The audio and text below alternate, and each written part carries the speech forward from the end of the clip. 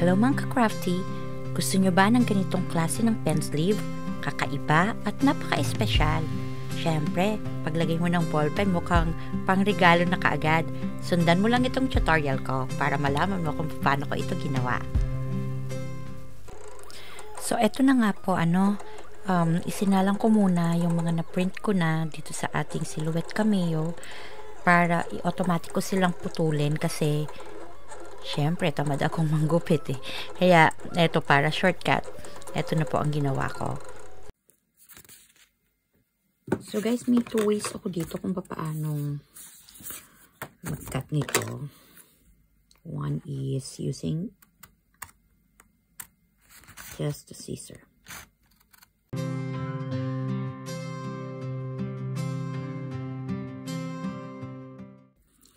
So after kong makat yung pinaka-outline niya, I'm just gonna have to put a slit. Slit lang po dito. Ayan. Para pumasok yung ating gunting.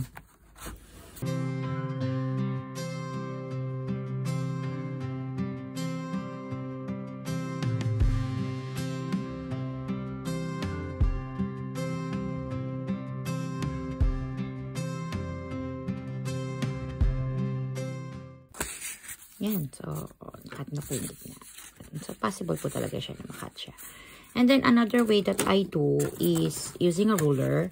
Tapos, actually, dito po sa meron po akong puncher. One hole puncher. Ewan, ganito yung sa akin, pero yung iba meron po kayo dyan na iba. Basta meron po siyang enough na space dito. Maaabot po yung dito. Actually, you can use and punch. Yung dito po, oh. Yung sa mga corners. Just sa corners. Like, for instance, ito. Yan, i-punch natin yung corner niya to. Yan, yung corner niya. Kukunin mo lang. Tapos, ipapunch nyo lang. Yan. So, yun na po. At ganito po ang aking puncher. Ayan. So, pag na-punch nyo na po yung dalawang place na yan, actually, pwede nyo na pong i-ruler yan. Kasi magka-curve. Parang susundin na niya yung curve niya. So, kapag ni-ruler mo na yan,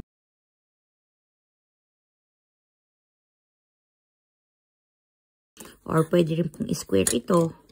Huwag na pong pa-round. Kung gusto niyo i-square na lang ang gawin nyo dito. Diretso lang siya. Pwede rin po yun.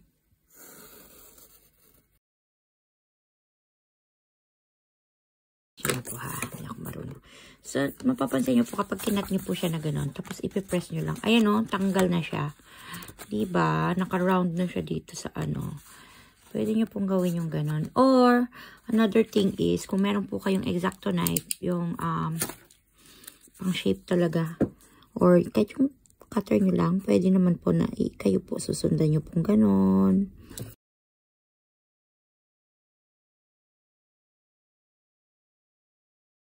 Ayan, diba? O, madali lang po siyang i-cut kahit sa cutter. Pero kung titignan nyo, mas malinis po ito, yung sa puncher kaysa dito.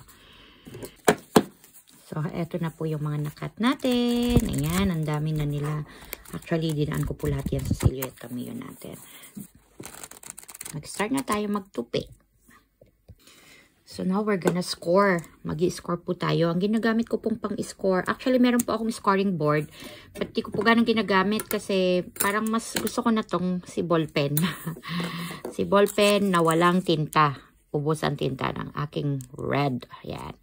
So, itong si ballpen ko ang ginagamit kong pang-score. Ang ginagawa ko lang po, ayan, i-ano ko lang po yan siya. Susundan ko lang po itong lines. Meron po tayong lines na dalawa dyan na manipis. Yan lang po yung susundin ko. Sigaganyan ko lang siya. Mga 1 or 2 balik. Susunod ko lang ulit dito. Susundan ko lang yung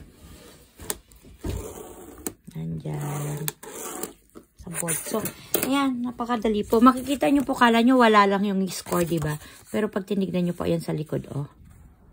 Talagang nagkakaroon siya ng line. At the same time, hindi po niya sinisira yung paper. Unlike if yung iba ginagamit po nila itong back of their cutter, nai-scratch po kasi yung paper. Tapos mabilis siyang maputol or masira. But this one, dahil yung ball pen, meron po siyang ball sa dulo.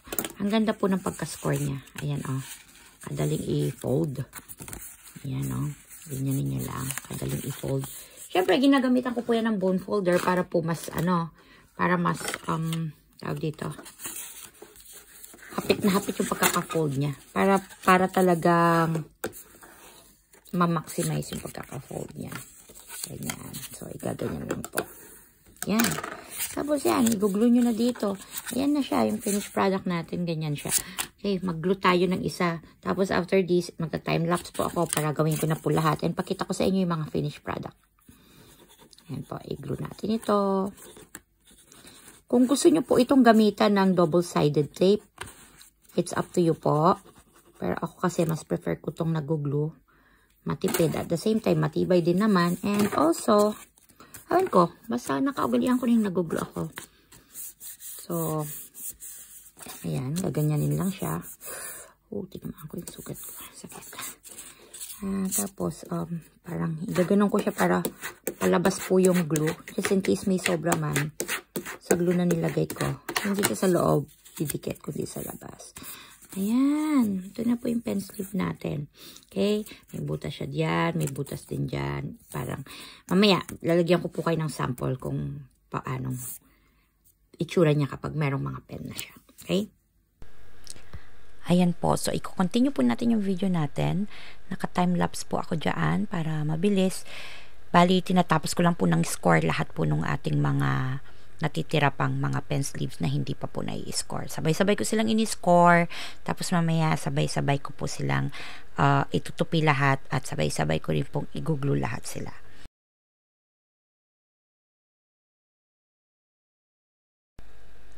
So, eto naman po ngayon, nagtutupi tayo. Sabay-sabay natin silang tinupi para isahan po yung trabaho. And then after this, sabi ko nga po, we're gonna start gluing them all together para matapos na po yung pen sleeve natin.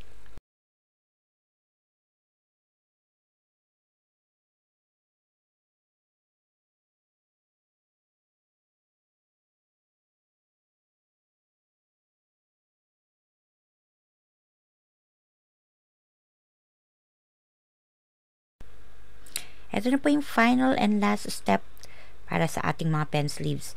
Kinuglo ko na po silang lahat para po after this ay mailagay na po yung mga pens. Mapicturan para makapag-post na po sa ating mga social media at saka sa ating mga online stores at maibenta na po ang pen sleeves natin. So, tapos na po natin gawin to mga to. Ganyan pong itsura nila. Ito, yung mga customize. Pwede po natin i-customize dyan. Pero most of the designs, nilagyan ko lang po ng to and from. And then sa back, nasa sa inyo rin po yun. Kung gusto nyo i-customize, you can always change the QR code ng website ninyo or kung may store po kayo. And then the name or your logo or something like that. Kagaya po nitong mga iba dito, nilagyan ko po sila ng mga something sa likod. Like itong My Melody, nilagyan ko ng Sanrio. Itong mga cinnamon roll, ayan, may Sanrio. Itong si Peach ba to? Or si Daisy or si Princess. Basta yung sa Super Mario, so I put Super Mario logo in there. Nasa sa inyo po yan. Si Badsmaru, meron siyang Sanrio sa likod. I really like the color of this. So, nasa sa inyo po yon kung paano nyo pong i-decorate. Pwede rin po ito siyang i-personalize, like lagyan ng picture siguro. Pwede rin siyang gamitin sa mga birthday parties na pang giveaways. Siyempre, ballpen po yung giveaway. Pero ito yung magiging pinaka-pen sleeve niya. Kasi most of the pen sleeves na nakikita ko po ngayon na binibenta nila na template or pinamimigay is yung para lang siyang rectangle tapos i-slit mo siya dito and then there tapos ipapasok mo ganun yung ano. Ito medyo po siyang gawin kung baga hindi ganun kasimple kagaya nun pero mas elegant ang dating niya. Okay, so here are a few samples. Gawin po natin. If you're gonna use, ito, paubos na mo yung ballpen ko, ng ganitong klaseng ballpen. So, ayan, ipupush nyo lang po na ganyan para mag-open and then, ilalagay na natin yung ballpen natin. Ayan. Diba? Ang cute tignan. Okay? So, try naman po natin sa matabang ballpen. Ayan, yung mga ganito na marami.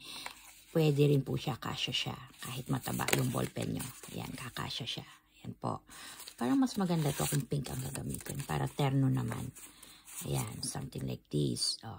With God, all things are possible. Ayan. Kulay pink. O, diba? Tapos may to and from. Mas maganda siyang tignan. Yan. And pwede rin po sa mga highlighters. Yan. Kung may highlighters po kayong pamimigay, hanap tayo ng pink ulit. Ito, created with a purpose. Yan. Yan. Lagay lang po natin. See, ito medyo nakalabas po ng konti siya, pero I think it's still okay. And then, how about this white one? Oh, restores my soul. Lagay natin dito. Ayan. 150 GSM lang po yung ginamit kong paper dito kasi nagtitipid ako dahil mga sample lang naman ito for picture taking. And they are just ordinary paper lang po. Okay, matte lang po sila na cardstock. Kung gagamit po kayo ng photo paper, I think mas vibrant yung color niya. Magiging mas maganda.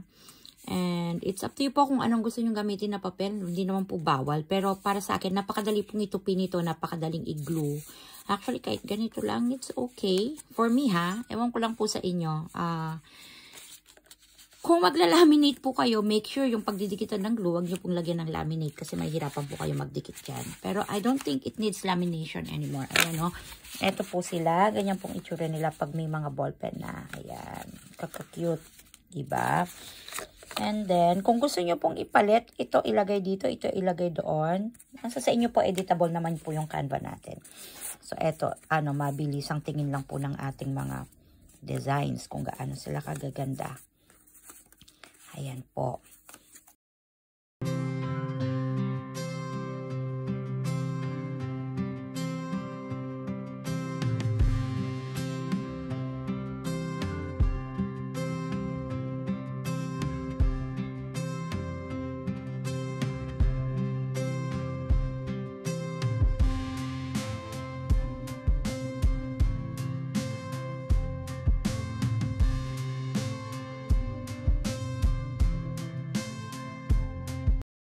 So, ayan po, yung mga templates po natin. They're all free.